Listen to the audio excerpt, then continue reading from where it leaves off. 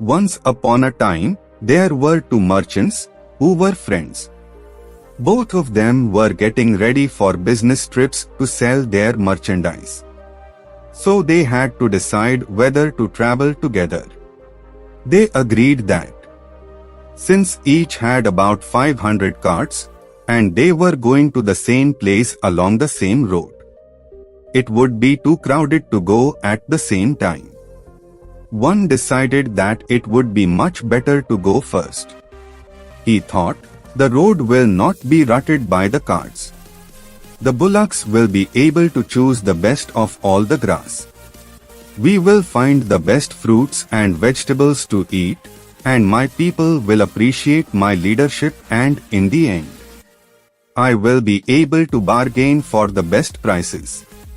The other merchant considered carefully and realized there were advantages to going second.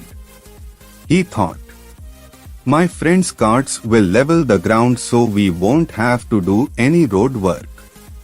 His bullocks will eat the old rough grass, and new tender shoots will spring up for mine to eat.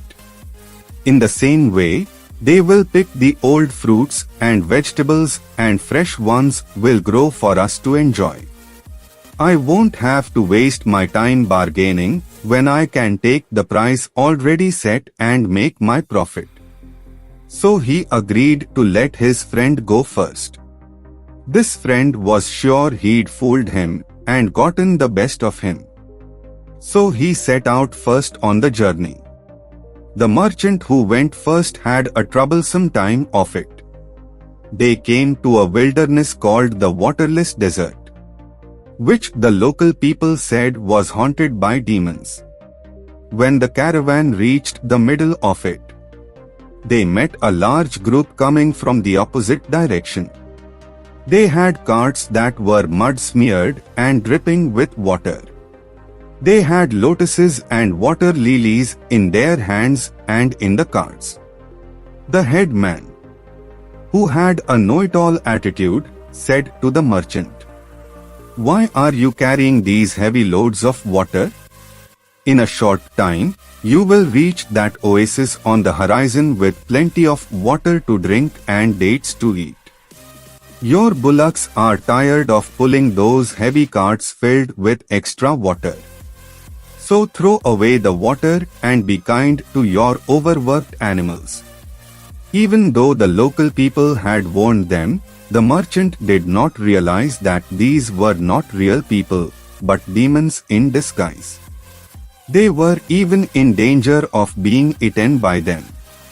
Being confident that they were helpful people, he followed their advice and had all his water emptied onto the ground. As they continued on their way, they found no oasis or any water at all. Some realized they'd been fooled by beings that might have been demons and started to grumble and accuse the merchant. At the end of the day, all the people were tired out. The bullocks were too weak from lack of water to pull their heavy carts. All the people and animals lay down in a haphazard manner and fell into a deep sleep. Lo and behold, during the night the demons came in their true frightening forms and gobbled up all the weak defenseless beings. When they were done, there were only bones lying scattered around. Not one human or animal was left alive. After several months, the second merchant began his journey along the same way. When he arrived at the wilderness, he assembled all his people and advised them, "This is called the Waterless Desert, and I have heard that it is haunted by demons and ghosts. Therefore we should be careful. Since there may be poison plants and foul water, don't drink any local water without asking me." In this way, they started into the desert. After getting about halfway through, in the same way as with the first caravan, they were met by the water-soaked demons in disguise. They told them the oasis was near and they should throw away their water. But the wise merchant saw through them right away. He knew it didn't make sense to have an oasis in a place called waterless desert. And besides, these people had bulging red eyes and an aggressive and pushy attitude, so he suspected they might be demons. He told them to leave them alone, saying, "We are businessmen who don't throw away good water before we know where the next is coming from." Then, seeing that his own people had doubts, the merchant said to them, "Don't believe these people, who may be demons, until we actually find water. The oasis they point to may be just an illusion or a mirage. Have you ever heard of water in this waterless desert? Do you feel any rain wind or see any storm clouds?"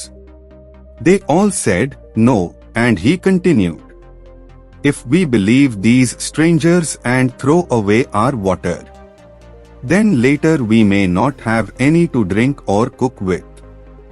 Then we will be weak and thirsty. It would be easy for demons to come and rob us or even eat us up.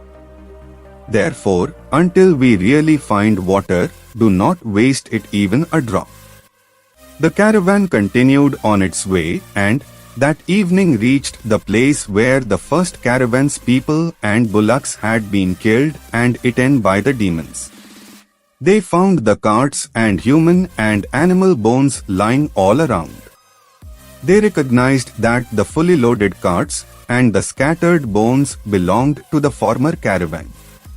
The wise merchant told certain people to stand to watch around the camp during the night. The next morning the people ate breakfast and fed their bullocks well.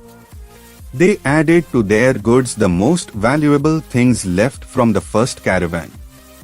So they finished their journey very successfully and returned home safely so that they and their families could enjoy their profits.